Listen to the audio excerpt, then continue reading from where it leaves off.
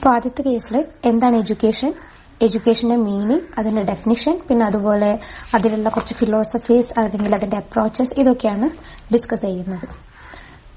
ഒരു particular definition ആയിട്ട് അത് ആര് പറഞ്ഞു, എന്ത് പറഞ്ഞു, ആ സംഭവങ്ങളൊന്നും നമ്മൾ പഠിക്കേണ്ട ആവശ്യമില്ല. കാരണം അത് ഒരു എക്സാം പോയിന്റ് ഓഫ് വ്യൂവിൽ നോക്കുകയാണെങ്കിൽ നമുക്കത് ആവശ്യമില്ല. അപ്പോൾ ഒരു ബേസിക് ആയിട്ട് എഡ്യൂക്കേഷൻ, ടീച്ചിങ്, ലേണിംഗ്, ഈ 3 വേർഡ്സും ക്ലോസ്ലി കണക്റ്റഡ് ആണ്, റിലേറ്റഡ് ആണ് എന്നുള്ളതാണ്. അതുപോലെ തന്നെ എന്തിനാണ് നമ്മൾ എഡ്യൂക്കേഷൻ നടത്തുന്നത്, അല്ലെങ്കിൽ അതിന്റെ ഒരു ഒബ്ജക്റ്റീവ് എന്താണെന്ന് വെച്ചാൽ പഠിക്കുക എന്നുള്ളതാണ്, അല്ലാതെ ഒരാളെ പഠിപ്പിക്കുക എന്നുള്ളതല്ല. അപ്പോൾ എന്തിനു നമ്മൾ എഡ്യൂക്കേഷൻ നേടുന്നു എന്ന് ചോദിച്ചാൽ ലേണിംഗ് ആണ് പർപ്പസ്. അപ്പോൾ അതുപോലെ മേജർ ഫിലോസഫീസ് ആൻഡ് അപ്രോച്ചസ്, ഈ ഭാഗം നമുക്ക് അത്ര ആവശ്യമില്ലാത്തൊരു സംഭവമാണ്, എന്നാലൊന്ന് ജസ്റ്റ് പറഞ്ഞു പോകാമെന്ന് വിചാരിക്കുന്നത്. ഓൾ ആസ്പെക്ട്സ് ഓഫ് എഡ്യൂക്കേഷൻ, എഡ്യൂക്കേഷന്റെ ആസ്പെക്ട്സ് എന്ന് പറയുന്നത് എയിംസ്, ഒബ്ജക്റ്റീവ്, ഡിസിപ്ലിൻ, ഇതെല്ലാം തന്നെ ഫിലോസഫിയുമായിട്ട് കണക്റ്റഡ് ആണെന്നാണ് പറയുന്നത്. അപ്പോൾ എഡ്യൂക്കേഷന്റെ ആസ്പെക്ട് എന്ന് പറയുന്നത് എന്തൊക്കെ ചേർന്നതാണ് എഡ്യൂക്കേഷൻ എന്നുള്ളതാണ്. അപ്പോൾ എഡ്യൂക്കേഷൻ ഒരു എയിം വേണം, അതിനൊരു ഒബ്ജക്റ്റീവ് വേണം, കരിക്കുലം വേണം, ഒരു ടീച്ചിങ് മെത്തേഡ് വേണം, ടീച്ചേഴ്സ് വേണം, ടെക്സ്റ്റ് ബുക്ക് വേണം, ഡിസിപ്ലിൻ വേണം. ഡിസിപ്ലിൻ എന്ന് പറഞ്ഞാൽ ഒരു ബ്രാഞ്ച് ഓഫ് നോളജ്, ഇപ്പോൾ സോഷ്യോളജി അല്ലെങ്കിൽ ഹിസ്റ്ററി എന്നൊക്കെ പറയുന്ന പോലെ ചില ബ്രാഞ്ചുകൾ അതിൽ വേണം. ഇതെല്ലാം ചേർന്നതിന്റെ ഇതിന്റെ ഒരു ടോട്ടാലിറ്റിയാണ് നമ്മൾ എഡ്യൂക്കേഷൻ എന്ന് വിളിക്കുന്നത്. ഈ എഡ്യൂക്കേഷൻ ഫിലോസഫീസുമായിട്ട് കണക്റ്റഡ് ആണ് എന്നാണ് പറയുന്നത്. അപ്പോൾ ഒരു 3 ബേസിക് സംഭവമുണ്ട് എഡ്യൂക്കേഷന്റെ, അല്ലെങ്കിൽ ആ ഒരു 3 സംഭവത്തിന് ബേസ് ചെയ്താണ് നമ്മൾ എഡ്യൂക്കേഷൻ എന്നുള്ളൊരു കാര്യത്തെ ഡിസൈൻ ചെയ്യുന്നത് എന്നാണ് പറയുന്നത്. അത് വൈ എന്നുള്ളൊരു ക്വസ്റ്റ്യൻ, ഹൗ, വാട്ട് എന്നുള്ള ഈ 3 ക്വസ്റ്റ്യൻസിനെ റിലേറ്റ് ചെയ്താണ്. വൈ എന്ന് പറഞ്ഞാൽ എന്തിനാണ് നമ്മൾ എഡ്യൂക്കേഷൻ നേടുന്നത് എന്നുള്ളതാണ്. ആ വൈ എന്നുള്ള ക്വസ്റ്റ്യൻ പറയാൻ പോകുന്ന ഫിലോസഫീസിനെ ബേസ് ചെയ്തിട്ടാണ്. പിന്നെ ഒന്നുള്ളത് ഹൗ, എങ്ങനെയാണ് നമ്മൾ എഡ്യൂക്കേഷൻ നേടാൻ പോകുന്നത്, അത് നമുക്ക് സൈക്കോളജിയെ ബേസ് ചെയ്താണ്. എങ്ങനെയെന്ന് ചോദിക്കുമ്പോൾ അത് ടീച്ചേഴ്സിന്റെ, സ്റ്റുഡൻസിന്റെയും ഒക്കെ മെന്റൽ സ്റ്റേറ്റിനെയും കൂടെ ബേസ് ചെയ്തിട്ടാണ് എങ്ങനെ നമ്മൾ എഡ്യൂക്കേഷൻ നടത്തണം, എങ്ങനെയൊക്കെ അതിന്റെ കരിക്കുലം പ്ലാൻ ചെയ്യണം അല്ലെങ്കിൽ അതിന്റെ കരിക്കുലം എങ്ങനെ ഡിസൈൻ ചെയ്യണം എന്നൊക്കെ തീരുമാനിക്കുന്നത് സൈക്കോളജിയെ ബേസ് ചെയ്താണെന്നാണ്. ഇനി വാട്ട്, എന്തൊക്കെയാണ് നമ്മൾ പഠിക്കാൻ പോകുന്നത് എഡ്യൂക്കേഷനിലൂടെ, എന്തൊക്കെ സംഭവം നമ്മുടെ സിലബസിൽ ഉൾപ്പെടുത്തണം എന്നൊക്കെ ഡിസ്കസ് ചെയ്യാൻ പോകുന്നത് സോഷ്യൽ നീഡിനെ ബേസ് ചെയ്തിട്ടാണ്. നമ്മളൊരു സൊസൈറ്റിക്ക് എന്ത് വേണം, അതുകൊണ്ടാണ് ഇന്ത്യയിൽ പഠിക്കുന്ന സാധനമല്ല അമേരിക്കയിൽ ഒരു കുട്ടി പഠിക്കേണ്ടത്, അല്ലെങ്കിൽ മറ്റു രാജ്യത്തൊരു കുട്ടി അതല്ല പഠിക്കേണ്ടത് എന്ന് പറയുന്നത്. അപ്പൊ നമ്മുടെ സൊസൈറ്റിയെ ബേസ് ചെയ്ത് നമ്മുടെ സോഷ്യൽ നീഡ് എന്താണ് എന്നതിന് ബേസ് ചെയ്തായിരിക്കണം നമ്മുടെ എഡ്യൂക്കേഷൻ നമ്മൾ ഫോം ചെയ്യുന്നത്. അപ്പൊ ഈ 3 ബേസിസ് ആണ് എഡ്യൂക്കേഷന്, ഹൗ ആൻഡ് വാട്ട്. അപ്പോൾ ഇതൊക്കെ പറഞ്ഞതിന്റെ ബേസിൽ ഞാൻ പറയാണ്. അപ്പോൾ എഡ്യൂക്കേഷൻ എന്ന് പറയുന്ന ഒരു സംഭവം നമ്മൾ ആദ്യം പറഞ്ഞ ഫിലോസഫിയെയും സൈക്കോളജിയെയും സോഷ്യോളജിയെയും ഡിപ്പെൻഡ് ചെയ്തിട്ട് അതിന്റെ ഒരു ടോട്ടൽ ഫോമാണ്. അതാണ് ഈ ക്യാപ്ഷനിൽ പറയുന്നത്. Hence education is based on the basis of philosophical, psychological and sociology. ഇനി ഏതൊക്കെയാണ് ഡിഫറെന്റ് ടൈപ്സ് ഓഫ് ഫിലോസഫി എന്നുള്ളത് അത് ജസ്റ്റ് പറഞ്ഞു പോവാനുള്ള ഒരു സംഭവമാണ്, അതിനൊന്നും ഞാൻ വിശദീകരിക്കുന്നില്ല. Idealism, pragmatism, humanism, empiricism, behaviourism, naturalism, constructivism, rationalism, existentialism, gestalt psychology, electric philosophy, ഇതിനൊക്കെ ബേസ് ചെയ്തിട്ടാണ് നമ്മൾ നേരത്തെ പറഞ്ഞ വൈ എന്നുള്ള ക്വസ്റ്റ്യൻ നമ്മൾ ആൻസർ ചെയ്യുന്നത്. എന്തിനു വേണ്ടിയിട്ടാണ് നമ്മുടെ എഡ്യൂക്കേഷൻ എന്ന് പറയുമ്പോൾ നമുക്ക് അതിന്റെ ഐഡിയലിസം വേണം, ഒരു ഐഡിയൽ ആയിട്ടുള്ള ഒരു ഫോം ആയിരിക്കണം. ഹ്യൂമാനിസം വേണം, അതിൽ മനുഷ്യത്വം വേണം നമ്മുടെ എഡ്യൂക്കേഷനിൽ. പിന്നെ എംപിരിസിസ് എന്ന് പറഞ്ഞാൽ നമ്മൾ നിരീക്ഷണങ്ങളിലൂടെയും ഒബ്സർവ് ചെയ്യുന്നതിലൂടെയാണ് നമ്മൾ എഡ്യൂക്കേഷൻ എന്നുള്ളൊരു സംഭവം നേടിയെടുക്കുന്നത്. പിന്നെ ബിഹേവിയറിസം, അതായത് മുന്നേ നമുക്കുള്ള, അപ്പോ നമ്മൾ എന്തോന്ന് ചെയ്തു, അതിന് നമുക്കൊരു ചീത്ത കിട്ടി, അതിന്റെ ഭാഗമായിട്ട് നമ്മൾ മനസ്സിലാക്കുകയാണ്, ഓക്കെ അപ്പൊ ഇനി അങ്ങനെ ചെയ്താൽ നമുക്ക് ചീത്ത കിട്ടും. അങ്ങനെ ഇത്തരത്തിലെല്ലാം കൂടെ ബേസ് ചെയ്തിട്ടാണ് ഈ ഫിലോസഫീസ് ഉള്ളത്. ഇതിനെ ബേസ് ചെയ്താണ് നമ്മൾ എങ്ങനെ ഇരിക്കണം നമ്മുടെ എഡ്യൂക്കേഷൻ എന്നുള്ളത് ഡിസൈൻ ചെയ്യുന്നത്. അടുത്തത് ഫോംസ് ഓഫ് എഡ്യൂക്കേഷൻ എന്നുള്ളതാണ്. അതായത് എത്ര ടൈപ്പ് എഡ്യൂക്കേഷൻ ഉണ്ട്, അല്ലെങ്കിൽ എന്തൊക്കെയാണ് എഡ്യൂക്കേഷനിലെ ഫോംസ്. അതൊരു 3 സ്റ്റൈലാണ് നമുക്കുള്ളത്. Formal education, informal education and non formal education. ഇതിൽ ഫോർമൽ ആൻഡ് ഇൻഫോർമൽ എഡ്യൂക്കേഷൻ നമുക്കൊരു കമ്പാരിറ്റീവ് സ്റ്റഡി ആയിട്ട് പഠിക്കാം, അതായത് കമ്പയർ ചെയ്തിട്ട് പഠിക്കാം. ഫോർമൽ എഡ്യൂക്കേഷനിൽ പെടുന്നത് നമ്മൾ സ്കൂളിൽ പോയിട്ട് അല്ലെങ്കിൽ കോളേജിൽ പോയിട്ടൊക്കെ നേടുന്ന, നമ്മൾ പറയില്ലേ, ഒരു ഇൻസ്റ്റിറ്റ്യൂഷണൽ എഡ്യൂക്കേഷൻ ആണത്. എന്നാൽ ഇൻഫോർമൽ എഡ്യൂക്കേഷൻ എന്ന് പറഞ്ഞാൽ വളരെ ഫോർമൽ അല്ലാതെ നമ്മൾ സൊസൈറ്റിയിൽ ജീവിക്കുന്നതിന്റെ ഭാഗമായി അല്ലെങ്കിൽ കുടുംബങ്ങളിൽ ജീവിക്കുന്നതിന്റെ ഭാഗമായിട്ട് നമുക്ക് കിട്ടുന്നതിന് പറയുന്ന പേരാണ് ഇൻഫോർമൽ എഡ്യൂക്കേഷൻ എന്നുള്ളത്.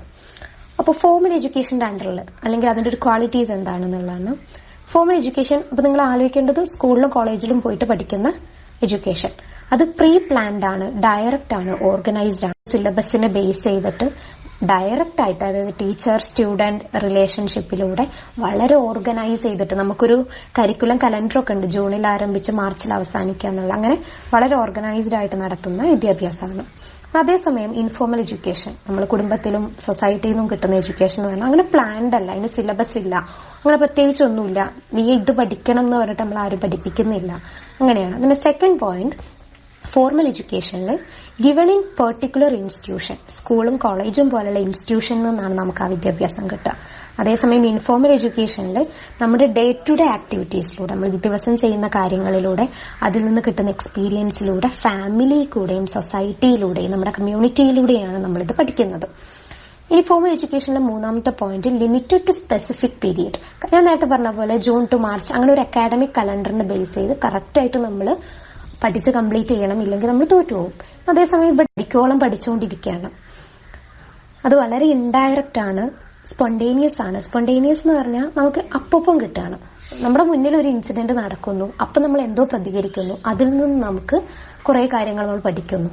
അപ്പൊ നമ്മളൊരു യാത്ര ചെയ്യുന്നു, ആ യാത്രയിൽ വെച്ചിട്ട് നമുക്ക് മനസ്സിലാവുകയാണ് എന്തെങ്കിലും ഇപ്പോൾ ഒരു സ്ഥലത്തൂടെ ട്രാവൽ ചെയ്യാൻ അവിടെ ട്രെയിൻ സംവിധാനം ഇല്ല. ഇപ്പോൾ വയനാട്ടിലേക്ക് പോകുമ്പോൾ നമ്മൾ മനസ്സിലാവുന്ന അവിടെ റെയിൽവേ സ്റ്റേഷൻ ഇല്ല എന്നുള്ളത്.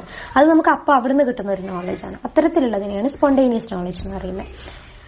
ഈ ഫോർമൽ എഡ്യൂക്കേഷനിൽ നേരത്തെ പറഞ്ഞ പോലെ it has well defined curriculum, correct ഒരു സിലബസ് ഉണ്ട്, ഒരു ഗോൾ ഉണ്ട് അതിൽ, പിന്നെ ക്വാളിഫൈഡ് ആൻഡ് ട്രെയിൻഡ് ടീച്ചേഴ്സ് ആണ് നമ്മളെ പഠിപ്പിക്കുന്നത്.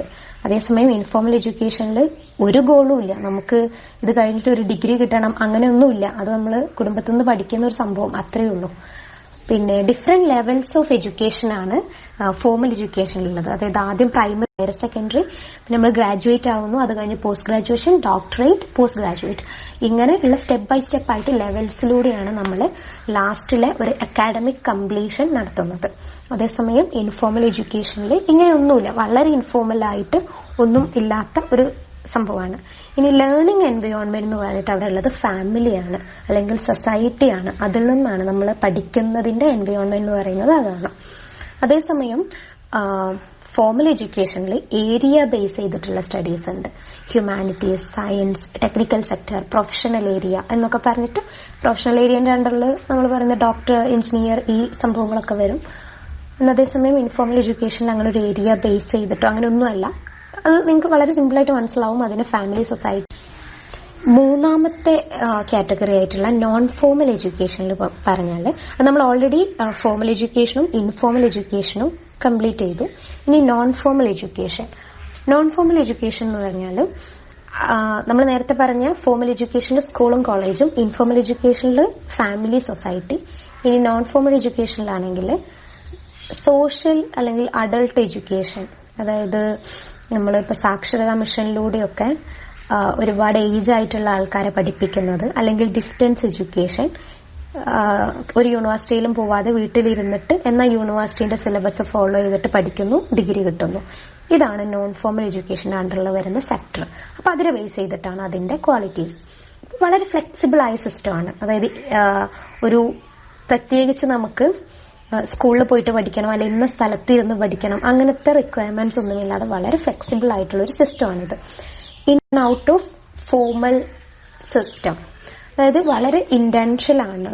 ഇന്റൻഷ്യൽ എന്ന് പറഞ്ഞാൽ കറക്റ്റ് ഒരു ഇന്റൻഷൻ ഉണ്ട്, ഒരു ഉദ്ദേശമുണ്ട് എന്തിനാണ് പഠിക്കുന്നത് എന്നുള്ളത്. പിന്നെ ഇൻസിഡന്റൽ ആണ്. ഇൻസിഡന്റൽ ആണെന്നാൽ എന്താ പറയാ, നമ്മളിപ്പോ എന്തെങ്കിലും ഒരു കാരണത്തിന്റെ ബേസ് ചെയ്തിട്ടാണ് നമ്മളത് പഠിക്കുന്നത്. ഇപ്പൊ വളരെ ഏജ് ആയിട്ടുള്ള ഒരാള് അയാൾക്കിപ്പോൾ പഠിക്കണം തോന്നുന്നുണ്ടെങ്കിൽ അത് അയാളുടെ ഉള്ളിലുണ്ടായ ഒരു തോന്നലിന്റെ പുറത്തുള്ള പഠിക്കലാണ്. അതേസമയം നമ്മൾ ഇതിനെ ഇൻഫോർമൽ എഡ്യൂക്കേഷനായിട്ടൊന്ന് കമ്പയർ ചെയ്യാം. നമ്മൾ വീട്ടിലിരുന്നിട്ട് നമുക്ക് ഉണ്ടാവുന്ന ചില എക്സ്പീരിയൻസിനെ ബേസ് ചെയ്ത് നമ്മൾ പഠിക്കുന്ന കാര്യം വെച്ച് നോക്കുമ്പോൾ അത് അങ്ങനെ സംഭവിക്കണം നമ്മൾ വിചാരിച്ചിട്ടൊന്നുമല്ല. എന്തെങ്കിലും നമ്മൾ ലൈഫിൽ സംഭവിക്കുന്നു, അതൊന്നും നമ്മൾ പഠിക്കുന്നു എന്നേ ഉള്ളൂ. ഇവിടെ അങ്ങനെയല്ല. നമ്മൾ കറക്റ്റ് പ്ലാൻ ചെയ്തിട്ട് അല്ലെങ്കിൽ അത് പഠിക്കണം എന്ന് വിചാരിച്ചിട്ടില്ല, അത് വളരെ ഇൻസിഡന്റൽ ആണ് എന്നുള്ളതാണ്. പിന്നെ ഡെലിബറേറ്റ്ലി പ്ലാൻഡ് ആണ്, സിസ്റ്റമാറ്റിക്കലി ഇംപ്ലിമെന്റഡ് ആണ്. നേരത്തെ പറഞ്ഞ പോലെ തന്നെ വീട്ടിലിരുന്ന് പഠിക്കുന്നു എന്നുണ്ടെങ്കിൽ പോലും നമ്മളൊരു യൂണിവേഴ്സിറ്റിന്റെ സിലബസ്, പിന്നെ അതിന് വളരെ സിസ്റ്റമാറ്റിക് ഇംപ്ലിമെന്റേഷൻ എന്നുള്ള വേർഡ് അറിയാലോ, അപ്പം അത്രയും സിസ്റ്റമാറ്റിക് ആയിട്ട് നടപ്പിലാക്കിയ ഒരു സംഭവം തന്നെയാണ് നമ്മൾ നോൺ ഫോമൽ എഡ്യൂക്കേഷനിലൂടെ പഠിക്കുന്നത്. ഓപ്പൺ സിസ്റ്റം ഓഫ് എഡ്യൂക്കേഷൻ ആണ്. ഓപ്പൺ സിസ്റ്റം ഓഫ് എഡ്യൂക്കേഷൻ എന്ന് പറയാനുള്ള റീസൺ, പ്രത്യേകിച്ച് റൂൾസ് ആൻഡ് റെഗുലേഷൻസ് ഒന്നുമില്ല. ഞാൻ നേരത്തെ പറഞ്ഞ പോലെ ഒരു സ്കൂളിൽ പോയിട്ട് പഠിക്കണം, അല്ലെങ്കിൽ രാവിലെ 10 മണിക്ക് പഠിച്ച് തുടങ്ങുമ്പോൾ 3 മണിക്ക് അവസാനിക്കണം, അങ്ങനെയുള്ള ടൈം ബൗണ്ടഡ് ആയിട്ടോ ഒന്നുമല്ല. പിന്നെ ഫിക്സ്ഡ് ഏജ് ഇല്ല, ഏത് ഏജ് ഗ്രൂപ്പിനും പഠിക്കാം. പ്രത്യേക ഒരു ഇന്ന സ്റ്റേജിൽ, അതായത് ഇപ്പോൾ ഒരു കുട്ടി ചൈൽഡ്ഹുഡ് കഴിഞ്ഞിട്ട് മാത്രമേ ഇന്ന സാധനം പഠിക്കാവൂ, അങ്ങനെയൊന്നുമില്ല. അതിൽ ഏതാണോ ആ കോഴ്സിൽ ഉള്ളത് അതൊക്കെ നമുക്ക് പഠിക്കാം. പിന്നെ അതിന് ഞാൻ പറഞ്ഞു നേരത്തെ, എക്സാമ്പിൾ ആയിട്ട് നമുക്ക് സോഷ്യൽ ഒരു അഡൾട്ട് എഡ്യൂക്കേഷൻ പറയാം, ഡിസ്റ്റൻസ് എഡ്യൂക്കേഷൻ ഒക്കെ പറയാം. ഇനി ഇതിനോട് ചേർന്ന് തന്നെ ഈ ഫോംസ് ഓഫ് എഡ്യൂക്കേഷൻ അണ്ടറിൽ തന്നെ വരുന്ന 2 ഏജൻസീസും കൂടെ ഉണ്ട്. Passive agencies of education. Active agency എന്ന് പറഞ്ഞാൽ നമുക്ക് വളരെ വ്യക്തമായിട്ട് നമ്മുടെ മുന്നിൽ കാണുന്ന തരത്തിൽ നമുക്ക് എഡ്യൂക്കേഷൻ തരുന്ന ഏജൻസീസിനെ പറയുന്ന പേരാണ്. സ്കൂളും കോളേജും ഡെലിബറേറ്റ്ലി അത് തന്നെയാണ് ചെയ്തുകൊണ്ടിരിക്കുന്നത്. നമുക്ക് എഡ്യൂക്കേഷൻ തരുന്നു, അത് നമുക്ക് അറിയുകയും ചെയ്യാം, എഡ്യൂക്കേറ്റ് ചെയ്യുന്നുണ്ട് നമ്മളെ എന്നുള്ളത്. ഫാമിലിയും അങ്ങനെ തന്നെയുള്ള ഒരു സംഭവമാണ്. ഫാമിലിയും നമ്മൾ എന്തൊക്കെയോ പഠിപ്പിക്കുന്നുണ്ട് എന്നുള്ളത് നമുക്ക് നല്ല ബോധ്യമുണ്ട്. നമ്മൾ ഫാമിലിയിൽ നിന്ന് നമ്മൾ ഓരോ കാര്യങ്ങൾ പഠിക്കുന്നുണ്ട്. ലൈക്ക് നമ്മൾ ഡിസിഷൻ എടുക്കുമ്പോൾ അങ്ങനെ നമ്മൾ അതിങ്ങനെ എന്തൊക്കെയോ നമുക്കൊരു കപ്പാസിറ്റി തരുന്നുണ്ട് എന്നുള്ളത് നമുക്ക് വളരെ നമുക്ക് മനസ്സിലാകുന്ന ഒരു സംഭവമാണ്. അതിനെയാണ് ആക്റ്റീവ് ഏജൻസീസ് ഓഫ് എഡ്യൂക്കേഷൻ എന്ന് പറയുന്നത്. ഇനി പാസീവ് ഏജൻസീസ് ഓഫ് എഡ്യൂക്കേഷൻ ആണെങ്കിൽ news paper, cinema, TV, radio, magazine ഒക്കെ പോലെയുള്ള നമ്മളൊരു എഡ്യൂക്കേഷൻ പർപ്പസിലല്ല അത് വായിക്കുന്നതോ കാണുന്നതോ ഒന്നും തന്നെ, പക്ഷെ നമ്മൾ പല കാര്യങ്ങൾ പഠിക്കുന്നുണ്ട്. അതുകൊണ്ടാണ് ഇത് പാസീവ് ഏജൻസി ഓഫ് എഡ്യൂക്കേഷൻ ആവുന്നത്. വളരെ പാസീവായിട്ട് ഇരുന്ന് കാണുന്ന സംഭവം നമ്മൾ എഡ്യൂക്കേറ്റ് ചെയ്യുന്നു. അതൊക്കെയാണ് news paper, cinema, TV, radio, magazine എന്നുള്ളത്. ആക്റ്റീവ് ഏജൻസീസ് മെയിൻ ആയിട്ട് നടക്കുന്നത് നമ്മുടെ ഹ്യൂമൻ ഇന്ററാക്ഷനിലൂടെയാണ്. നമ്മൾ ഫേസ് ടു ഫേസ് ആയിട്ട് അല്ലെങ്കിൽ ഒരു ഗ്രൂപ്പിൽ ഇരുന്ന് സംസാരിക്കുക, അതിനാണ് നമ്മൾ ആക്റ്റീവ് ഏജൻസീസ് ആയിട്ട് കണക്കാക്കുന്നത്. അങ്ങനെയും കൂടെ ഒരു ആസ്പെക്റ്റും കൂടെ അതിനുണ്ട്. അതുകൊണ്ടാണ് ഫാമിലിയും സ്കൂളും കോളേജും അവിടെ വരികയും അതേസമയം ആൾക്കാരുടെ പ്രസൻസ് ഇല്ലാത്ത ന്യൂസ് പേപ്പറും സിനിമയും ഒക്കെ പാസീവ് ഏജൻസിന്റെ കാറ്റഗറിക്ക് പോവാനുള്ള റീസണും. നമുക്ക് നെക്സ്റ്റ് ടോപ്പിക്കിലേക്ക് പോവാം. AIIMS and objectives of education.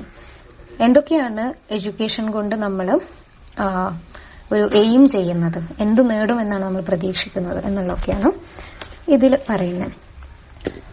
അപ്പോൾ സാധാരണ നമ്മൾ എഡ്യൂക്കേഷൻ എന്നുള്ള പ്രോസസ്സിൽ എന്തൊക്കെയാണ് ഉൾപ്പെട്ടിട്ടുള്ളത് നോക്കാം. ഒന്ന് കണ്ടന്റ്, എന്ത് പഠിക്കണം എന്നുള്ളത്, അതിന് നമുക്ക് സബ്ജക്ട് മാറ്റർ എന്ന് പറയാം. പിന്നെ മെത്തേഡ്, എങ്ങനെ പഠിപ്പിക്കണം എന്നുള്ളത്, അതിലാണ് ടീച്ചിങ്ങും ഇൻസ്ട്രക്ഷൻസും ഉൾപ്പെടുന്നത്. പിന്നെ ഡിസിപ്ലിൻ, ഞാൻ നേരത്തെ പറഞ്ഞു ഡിസിപ്ലിൻ എന്ന് പറഞ്ഞാൽ ബ്രാഞ്ച് ആണ്. നമ്മൾ ജിയോഗ്രഫി, ഹിസ്റ്ററി അല്ലെങ്കിൽ ഇംഗ്ലീഷ് ലിറ്ററേച്ചർ അങ്ങനെയൊക്കെ പറയുന്നതിനെയാണ് ബ്രാഞ്ച്, അതിനെയാണ് ഡിസിപ്ലിൻ എന്ന് പറയുന്നത്.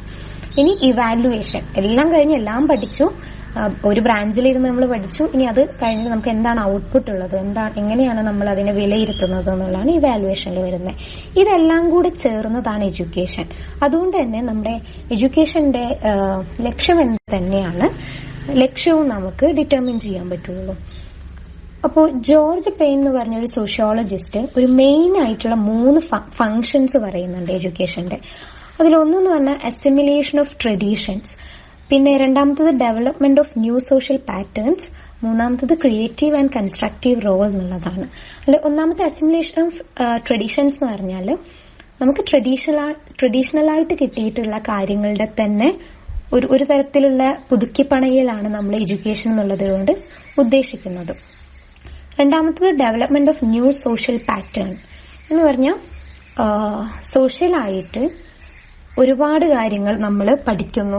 ഞാൻ നേരത്തെ പറഞ്ഞ ഫാമിലിയിലും കമ്മ്യൂണിറ്റിയിലും ഒക്കെ നിന്നിട്ട് നമുക്ക് ഒരുപാട് കാര്യങ്ങൾ ഇങ്ങനെ കിട്ടിക്കൊണ്ടിരിക്കുന്നുണ്ട്. അതിന്റെ ഒരു പടി മേലെ നമ്മൾ അതിനെ ഡെവലപ്പ് ചെയ്യാൻ ശ്രമിക്കുക. പിന്നെ പുതിയ പാറ്റേണുകൾ അതിലേക്ക് ഇൻട്രൊഡ്യൂസ് ചെയ്യാൻ ശ്രമിക്കുക. അതൊക്കെയാണ്. ഇനി മൂന്നാമത്തത് ക്രിയേറ്റീവ് ആൻഡ് വളരെ സർഗാത്മകമായിട്ടുള്ള ക്രിയേറ്റീവ് ആയിട്ടുള്ള ഒരു റോൾ ഉണ്ട്. അതുപോലെ തന്നെ നമുക്ക് ചിലതൊക്കെ കൺസ്ട്രക്ഷൻ ചെയ്യാൻ, അതായത് ഉണ്ടാക്കാനും എഡ്യൂക്കേഷനിലൂടെ പറ്റുന്നുണ്ട്.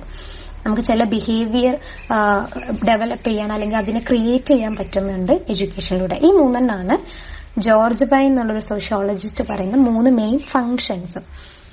പിന്നെ സാധാരണ നമ്മളോട് ഒരാൾ എന്തിനാണ് എഡ്യൂക്കേഷൻ എന്ന് ചോദിച്ചാൽ നമ്മൾ പറയുന്ന ആൻസേഴ്സ് ജോബിന് വേണ്ടിയിട്ടാണ്, കൾച്ചറൽ ട്രാൻസ്മിഷന് വേണ്ടിയിട്ടാണ്. അതായത് ഡിഫറെന്റ് കൾച്ചറിനെ അറിയാൻ വേണ്ടിയിട്ട്. നമ്മളിപ്പോ ഇന്ത്യയിലിരുന്ന് പഠിക്കുകയാണെങ്കിൽ നമ്മൾ ലോക നടത്തിപ്പുകളെ പറ്റിയും ലോക രാജ്യങ്ങളെ പറ്റിയൊക്കെ പഠിക്കുന്നുണ്ട്. അപ്പോൾ കൾച്ചറൽ ട്രാൻസ്മിഷൻ അതിൽ നിന്ന് കിട്ടുന്നുണ്ട്. പിന്നെ എൻറിച്ച്മെന്റ് എന്ന് പറഞ്ഞാൽ എന്താ പറയുക, ഇപ്പം ഞാൻ പഠിക്കുന്നതിലൂടെ എനിക്കുണ്ടാവുന്ന ഒരു തരം ഉണർവ്, എനിക്കുണ്ടാവുന്ന ഒരു നറിഷ്മെന്റ് ഉണ്ടാവുന്നുണ്ട്. ആ ഒരു എൻറിച്ച്മെന്റ് നമ്മളെ എഡ്യൂക്കേഷനിലൂടെ നമ്മൾ ഭയങ്കര റിച്ചായി മാറുന്നുണ്ട് എന്നുള്ളത്. പിന്നെ ഇന്ത്യൻ കൾച്ചർ നമ്മൾ കൂടുതലായിട്ട് അറിയുന്നത് എഡ്യൂക്കേഷനിലൂടെയാണ്. നമ്മൾ മറ്റുള്ളവരുമായിട്ട് ഇടപെടുന്നു, നമ്മൾ പുതിയ കുറെ കാര്യങ്ങൾ പഠിക്കുന്നു. അതിലൂടെ നമ്മൾ നമ്മുടെ കൾച്ചർ എന്താണെന്ന് ഇങ്ങനെ ഡിഫൈൻ ചെയ്യാണ്. അല്ലെങ്കിൽ ഒരു കൾച്ചറിൽ നിന്ന് വ്യത്യസ്തമാണ് നമ്മുടെ കൾച്ചർ എന്ന് നമ്മൾ മനസ്സിലാക്കുന്നു. അതിനൊക്കെയാണ് എൻകൾച്ചറേഷൻ എന്ന് പറയാം.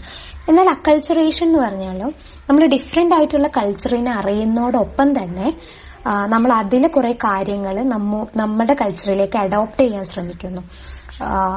ഇപ്പത്തെ നിലവിൽ ഈ ആഗോളവൽക്കരണത്തിന്റെ കാലത്ത് ഒരുപാട് കൾച്ചർ നമുക്കറിയാം. അതിൽ നിന്ന് നമ്മൾ ചെറുതായിട്ട് ഇപ്പോൾ വെസ്റ്റിലൊക്കെ കുറെ സംഭവങ്ങൾ നമ്മൾ പഠിക്കുന്നു, നമ്മളത് ഇങ്ങോട്ട് എടുക്കുന്നു. എന്നാൽ അതേസമയം നമ്മൾ നമ്മുടെ കൾച്ചറിനെ സംരക്ഷിക്കാനും ശ്രമിക്കുന്നുണ്ട്. അതിനെ പറയുന്നതാണ് അക്കൾച്ചറേഷൻ. അപ്പൊ ഇതൊക്കെയാണ് മെയിനായിട്ട് നമ്മളൊരു എയിമിലേക്ക് എത്തിക്കുന്ന, അതായത് സാധാരണ ഒരാളോട് എന്താണ് എഡ്യൂക്കേഷന്റെ എയിം എന്ന് ചോദിക്കുമ്പോൾ കിട്ടുന്ന ആൻസേഴ്സ് ആണ് നേരത്തെ പറഞ്ഞ കാര്യങ്ങൾ.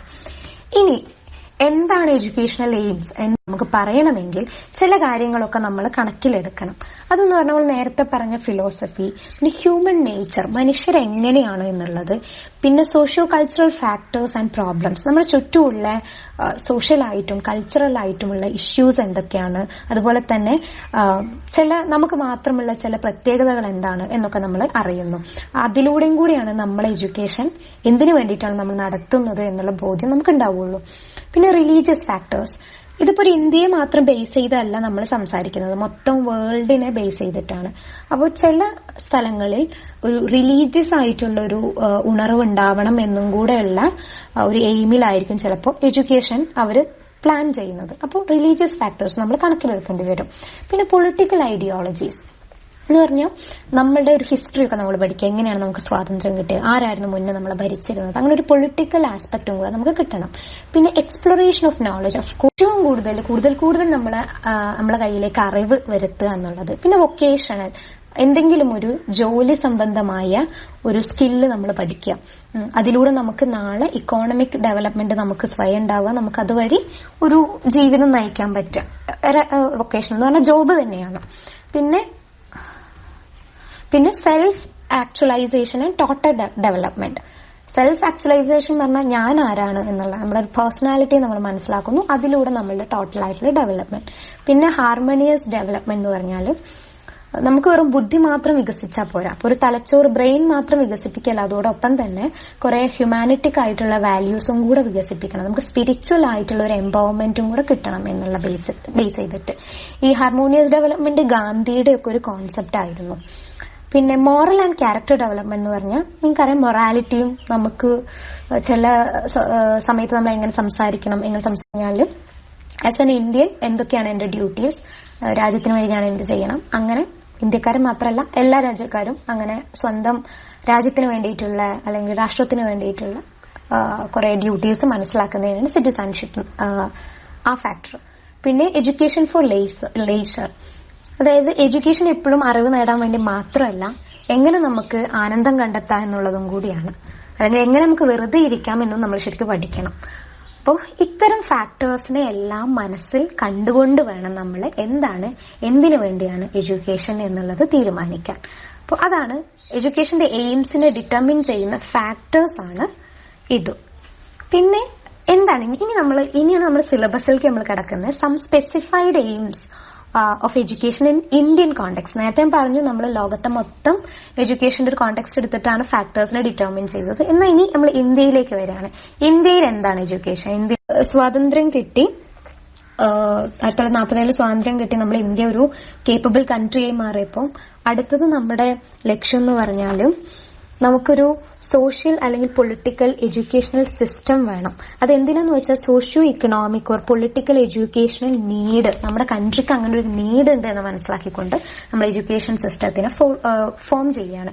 ആ സമയത്ത് എന്തൊക്കെയാവണം ഇന്ത്യയിലെ കുട്ടികൾ പഠിക്കേണ്ടത്, അല്ലെങ്കിൽ ഇന്ത്യയിലെ കുട്ടികൾ എന്തിനു പഠിക്കണം എന്നുള്ള കാര്യമൊക്കെ ഒന്ന് അനലൈസ് ചെയ്യാൻ വേണ്ടിയിട്ട് 4 കമ്മിറ്റിയെ ഏർപ്പെടുത്തി. ആ 4 കമ്മിറ്റീസിന്റെ പേരാണ് ഇപ്പൊ നമുക്ക് സ്ലൈഡിൽ കാണാൻ പറ്റുന്നത്. യൂണിവേഴ്സിറ്റി എഡ്യൂക്കേഷൻ കമ്മീഷൻ ഓഫ് 1948 47 സ്വാതന്ത്ര്യം കിട്ടി, 48 ഇങ്ങനെ ഒരു കമ്മീഷൻ രൂപീകരിച്ചു. അന്ന് അത് ഡോക്ടർ എസ് രാധാകൃഷ്ണൻ, അതായത് ഇപ്പൊ നമ്മൾ അധ്യാപക ദിനമൊക്കെ ആചരിക്കുന്ന ഡോക്ടർ എസ് രാധാകൃഷ്ണൻ ആണ് അന്ന് ഇത് ചെയർ ചെയ്തത്. രണ്ടാമത്തത് secondary education commission of 1952 to 50 അതിന്റെ ഹെഡായിട്ട് നിന്നത് ഡോക്ടർ മുരളീധർ ആണ്. അന്ന് അയാളായിരുന്നു അതിന്റെ ചെയർമാൻ.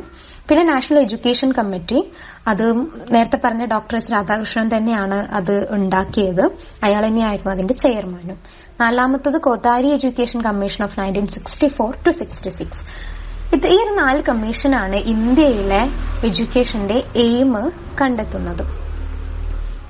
അത് ഫോം ചെയ്യാൻ സഹായിക്കുന്നത് അവരാണെന്നുള്ളതാണ്. അങ്ങനെ നാഷണൽ എഡ്യൂക്കേഷണൽ പോളിസി നിലവിൽ വന്നു 1986. ഇന്ത്യയിലെ കുട്ടികൾ എന്ത് പഠിക്കണം, എന്തിനു പഠിക്കണം എന്നൊക്കെയുള്ള സ്പെസിഫൈ ചെയ്തുള്ള പോളിസി നിലവിൽ വന്നു. അതിലാണ് ഇന്ത്യൻ എഡ്യൂക്കേഷന്റെ എയിമും ഒബ്ജക്റ്റീവും മെൻഷൻ ചെയ്തത്. ഈ ഒരു 8 എയിമാണ് മെയിൻ ആയിട്ടുള്ളത്. അതിൽ first one, all round material and spiritual development of all people എന്നാണ്. അതായത് നമുക്കൊരു സ്പിരിച്വൽ ആയിട്ടുള്ള ഡെവലപ്മെന്റും മെറ്റീരിയലും അതേസമയം വളരെ ഫിസിക്കൽ ആയിട്ടുള്ള ഡെവലപ്മെന്റും ആൾക്കാർക്ക് വേണം എന്നുള്ളതാണ് ഫസ്റ്റ് എയിം. രണ്ടാമത്തെ aim, cultural orientations and development of interest in Indian culture. ഓരോ കൾച്ചറും എന്താണ്, ഇന്ത്യയിൽ തന്നെ പലതരം കൾച്ചറുകൾ ഉണ്ടായതുകൊണ്ട് ഓരോ കൾച്ചറും എന്താണ്, അതിന്റെ ഒപ്പം തന്നെ ഇന്ത്യയുടെ പുറത്തുള്ള കൾച്ചർ എന്താണ് എന്നുള്ളത് തിരിച്ചറിയുക. ഒപ്പം ഇന്ത്യൻ കൾച്ചറിൽ നമുക്കൊരു ഇൻട്രസ്റ്റ് ഉണ്ടാവുകയും വേണം. അപ്പോൾ അത് ഉണ്ടാക്കാൻ വേണ്ടിയിട്ടുള്ള എഡ്യൂക്കേഷൻ ആവണം എന്നുള്ളതാണ് രണ്ടാമത്തത്. ഇനി മൂന്നാമത്തത്, ഒരു സയന്റിഫിക് ടെമ്പർ ഉണ്ടാവണം. നമുക്കൊരു ലോജിക്കായിട്ട് ചിന്തിക്കാൻ പറ്റണം. സയൻസിന്റെ ബേസിൽ കാര്യങ്ങൾ നമുക്ക് ചിന്തിക്കാൻ പറ്റുന്ന ആളുകൾക്കിടയിൽ ഒരു സയന്റിഫിക് ടെമ്പർ നിലനിൽക്കണം എന്നുള്ളതാണ് മൂന്നാമത്തത്. 4, നാഷണൽ കൊഹഷൻ.